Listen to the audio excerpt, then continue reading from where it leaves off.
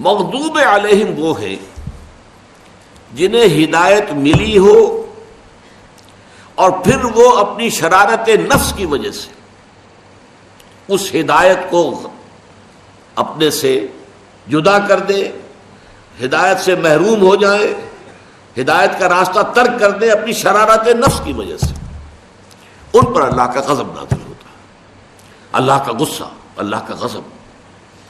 اور ضالین وہ ہے جو یا تو ابھی ہدایت کے طالب ہے، متلاشی ہے، ہدایت ملی نہیں ہے ابھی، اور یا یہ ہے کہ وہ کسی شرارت نفس کی وجہ سے نہیں، کسی مغالطے کی وجہ سے یا کسی اچھے جذبے میں افراط پیدا ہونے کی وجہ سے گمراہ ہو گئے۔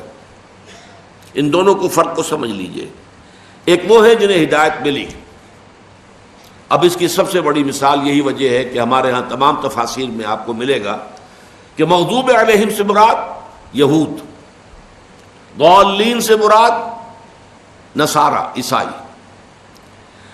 مغضوب علیہم یہود جن کے پاس کتاب تھی، تورات تھی، ہدایت ملی، اللہ تعالیٰ نے انہیں چنا، بہت اونچا مقام دیا، یا بنی اسرائیل اذکروا نعمتی التی انعمت علیکم وانی فضلتکم علی العالمین۔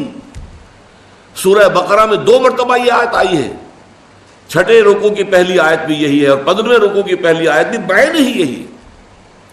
لیکن انہوں نے اپنی شرارت نفس کی وجہ سے، اپنے دل کی گمراہی کی وجہ سے، اپنی خواہشات و شہوات کی پیروی کرنے کی وجہ سے کتاب کو اپنی پیٹھوں کے پیچھے پھینکنے کے باعث نبذ فریق من الذین اوتوا الکتاب کتاب اللہ وراء ظہورہم، اپنی پیٹھوں کے پیچھے پھینک دی اللہ کی کتاب، لہذا ان پر اللہ کا غضب نازل ہوا، اللہ تعالیٰ ناراض ہوئے، اللہ کی سزائیں ان پر نازل ہوئی۔ ویسے تھوڑی دیر کے لیے توقف کر کے ذرا سوچ لیجئے، آج ہم مسلمان بحیثیت امت اسی مقام پر ہیں۔ ہمارے پاس قرآن ہے،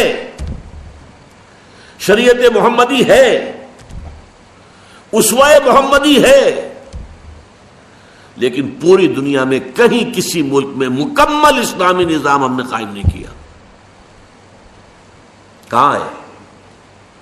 اس ملک میں نہیں ہوا جو اسلام کے نام پر بنا، جس میں لاکھوں نے جانیں دی ہیں، قربان ہوئے ہیں، ہزارہا عصمتیں لوٹی ہیں، عورتیں اغوا ہوئی ہیں۔ 1947 کے ہولناک حالات، نوجوانوں کو کیا معلوم کیسی خونی تقسیم تھی یہ ہندوستان کی۔ اس خونی تقسیم کا مقصد کیا تھا؟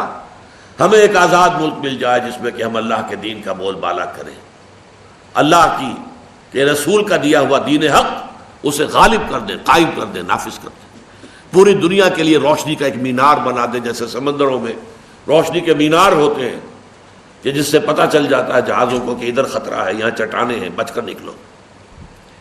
لیکن کہاں اسلام؟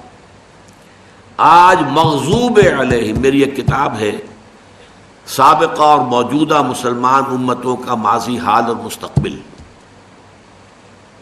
سابقہ امت مسلمہ یہود، وہ امت ہے حضرت موسیٰ کی، انہیں دی گئی تورات، انہیں دی گئی شریعت موسوی، اور پھر ذمہ دار بنائے گئے۔ مثل الذین حملوا التوراۃ ثم لم يحملوها كمثل الحمار يحمل اسفارا، مثال ان کی جنہیں حامل تورات بنایا گیا پھر انہوں نے اس کی ذمہ داریوں کو پورا نہ کیا، اس گدھے کی سی ہے جس پر کتابوں کا بوجھ لاد دیا گیا۔ اس قدر ثقیل تمثیل اور تشبیہ جو ہے قرآن مجید دے رہا ہے ان کے لیے جنہیں اللہ نے اپنی کتاب دی ہو لیکن پھر وہ اس کتاب کا حق نہ ادا کرے، اس کتاب کی ذمہ داری پوری نہ کرے۔ تو یہ ہے اصل میں مغضوب علیہم۔ اس کتاب میں قرآن کا قانون عذاب کیا ہے میں نے تفصیل سے بحث کی ہے، اور آج ہم ضربت علیہم الذلۃ والمسکنۃ وباؤوا بغضب من اللہ، ذلت اور مسکنت آج مسلمانوں پر طاری ہے، یہودیوں پر کہاں ہے؟ شیرون جو کچھ کر رہا ہے، جس دھڑلے کے ساتھ کر رہا ہے، ڈنکے کی چوٹ کر رہا ہے، جو کچھ کر رہا ہے پوری دنیا دیکھ رہی ہے۔